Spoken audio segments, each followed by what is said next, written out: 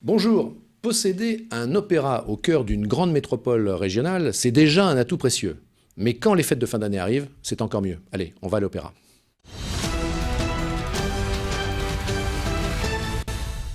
Muriel Rappi, bonjour.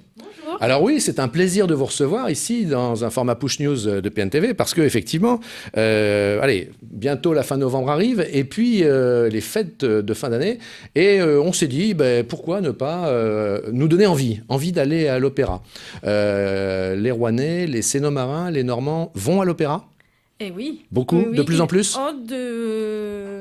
Ça fait longtemps qu'ils y viennent, puisque l'opéra est là Bien depuis sûr, quelques mais est-ce siècles. qu'on note un engouement qui est en croissance? Parce que c'est quand même l'objectif, c'est de faire participer, de faire découvrir de plus en plus de cibles, comme on dit dans votre jargon, mais c'est-à-dire de populations différentes. Et les enfants aussi, notamment les familles. Exactement.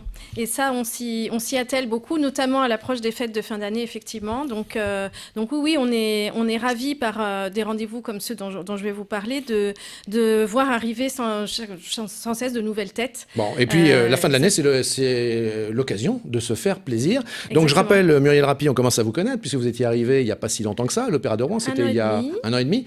Oui. Vous êtes, je le rappelle, la secrétaire générale de l'Opéra de Rouen. Allez, on commence par la fin de semaine. Alors la fin de semaine, on est le jeudi 21 et samedi 23 novembre, ça va arriver très vite. Là, il y a une découverte à faire à l'Opéra. Tout à fait. Connaissez-vous Offenbach ? Alors oui, Offenbach, le French Cancan, oui, bien sûr. Voilà, les opérettes, voilà. Et saviez-vous qu'il avait mis en musique des fables de La Fontaine ? Pas du tout, justement pas du tout. Et je suis sûr qu'on va en étonner plus d'un et plus d'une. Exactement. Parce que le rapport qu'il y a entre le corbeau et le renard, par exemple, et Offenbach, quand même, il faut aller chercher le truc. Exactement. Et il a mis ça en musique avec beaucoup d'expressivité.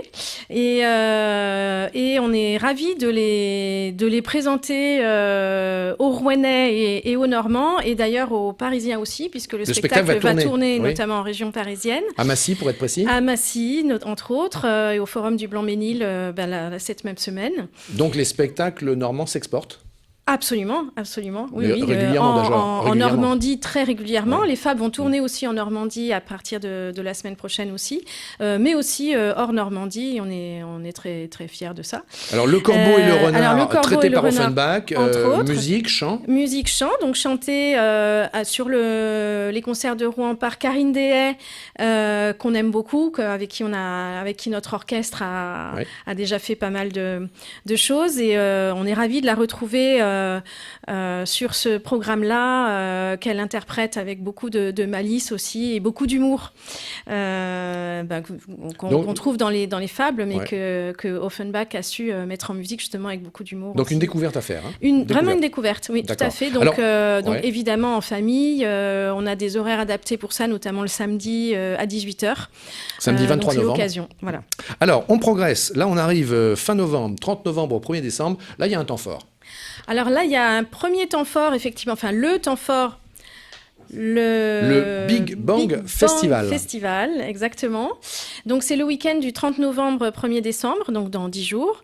Donc là, c'est vraiment un week-end porte ouverte où on invite les familles à venir découvrir la maison et à venir découvrir la musique, puisque c'est un week-end complet de propositions multiples, à la fois concerts, mais aussi animations gratuites et aussi mini-spectacles conçus vraiment pour faire découvrir la musique aux enfants. Alors c'est marrant d'ailleurs, si je peux me permettre, dans votre façon de parler, vous dites on invite à découvrir la maison, comme si c'était un peu chez nous.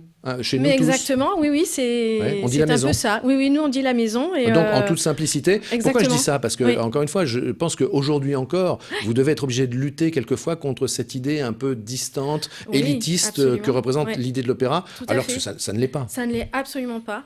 Et donc on essaye par ce genre de manifestation de prouver justement que ça ne l'est pas, et que la maison est vraiment ouverte à tous. Et donc au cours de ce week-end, notre orchestre y participe. Donc il y aura un grand concert joué par notre orchestre qui sera présenté plusieurs fois pendant le week-end, gratuit, qui sera un best-of Mozart. Donc tous les airs les plus connus de Mozart seront joués et chantés. Ça parlera à tout le monde. Ça parlera à tout le monde. Et en plus, ce sera illustré par un dessinateur portugais qui s'appelle Jas, qui créera des œuvres avec du sable qui illustreront la musique. Donc c'est pour ça que ce concert s'appelle Mozart on the Beach. On va se retrouver sur la plage, à l'arrivée de l'hiver. C'est très agréable. On progresse. On se donne toujours des idées pour la fin de l'année. Les fêtes de Noël au grand sens large du terme. Là, on arrive vers le 13, 15 et 17 décembre. Et là, vous nous parlez d'un opéra que vous qualifiez d'injustement inconnu. Expliquez-nous de quel opéra il s'agit et pourquoi vous le qualifiez d'injustement inconnu. Alors, il s'agit du Postillon de l'eau jumeau d'Adolphe Adam. Donc, effectivement, un opéra qui, malheureusement, était un petit peu tombé dans l'oubli. Et on est heureux de le refaire découvrir parce que c'est un opéra vraiment brillant, une histoire très drôle qui en plus se joue un peu de l'opéra et du monde des chanteurs avec beaucoup d'humour, qu'on a coproduit avec l'Opéra Comique, donc qui a été créé il y a quelques mois à l'Opéra Comique, mais pour lequel nous avons fabriqué les décors, des décors somptueux.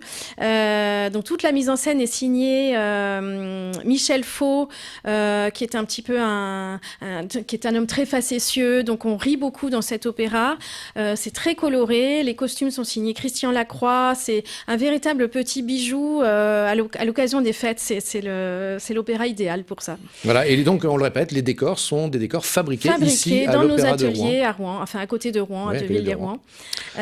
Donc à voir également en famille, puisque c'est un opéra très accessible, notamment le dimanche. Donc, là, pareil, beaucoup de choses à voir en famille finalement, Absolument, parce que tous les spectacles dont on parle, on peut y emmener ses enfants et les enfants y trouveront beaucoup d'intérêt forcément. Exactement. Donc avec, après, on laisse tous ceux qui nous regardent passer Noël tranquillement, le réveillon, et puis pour finir notre échange, on se donne peut-être une envie de début d'année. Exactement. Donc rendez-vous mi-janvier, à partir du 12 janvier, pour notre célèbre opéra participatif, que je ne décris plus parce que maintenant il est assez connu. Bon, le but, deux mots quand même sur la façon dont ça fonctionne. En fait, c'est un opéra qui raccourcit. Donc cette année, ça s'appelle Les Petites Noces, donc après les Noces de Figaro de Mozart, qu'on a raccourci en 1 heure, qu'on chante en français et on transmet les chants à tous les publics qui le souhaitent. Donc l'idée, c'est qu'un certain nombre d'airs pendant l'opéra sont chantés entre les chanteurs professionnels et le public. D'où opéra participatif. Et puis pour la suite, vous reviendrez. Voilà, plus tard. Avec plaisir. Ça fait déjà pas mal de choses. Merci beaucoup Muriel Rapy d'être passée par le plateau de PNTV dans Push News pour nous donner envie d'aller à l'opéra. Alors je le dis, je le crie. Allez, allons à l'opéra. À bientôt. Vous êtes les bienvenus. Merci. À bientôt, merci.